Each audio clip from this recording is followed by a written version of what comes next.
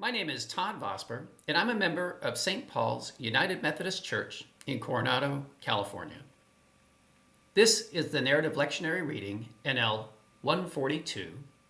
I'll be reading Acts chapter 13, verses 1 through 3, and chapter 14, verses 8 through 18, and I'll be reading from the New Revised Standard Version.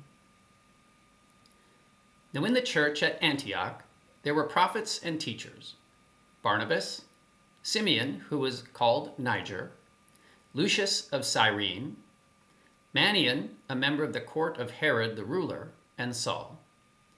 While they were worshiping the Lord and fasting, the Holy Spirit said, "Set apart for me Barnabas and Saul for the work to which I have called them." Then after fasting and praying, they laid their hands on them and sent them off. In Lystra, there was a man sitting who could not use his feet and had never walked, for he had been crippled from birth. He listened to Paul as he was speaking. And Paul, looking at him intently and seeing that he had faith to be healed, said in a loud voice, "Stand upright on your feet." And the man sprang up and began to walk. And when the crowds saw what Paul had done, they shouted in their Lycaonian language, "The gods have come down to us in human form." Barnabas they called Zeus, and Paul they called Hermes, because he was the chief speaker.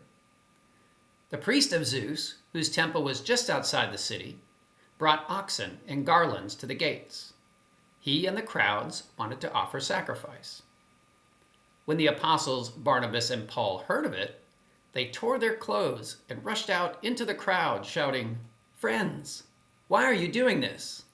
We are mortals, just like you, and we bring you good news that you should turn from these worthless things to the living God, who made the heaven and the earth and the sea and all that is in them. In past generations, he allowed all the nations to follow their own ways, yet he has not left himself without a witness in doing good, giving you rains from heaven and fruitful seasons, and filling you with food and your hearts with joy."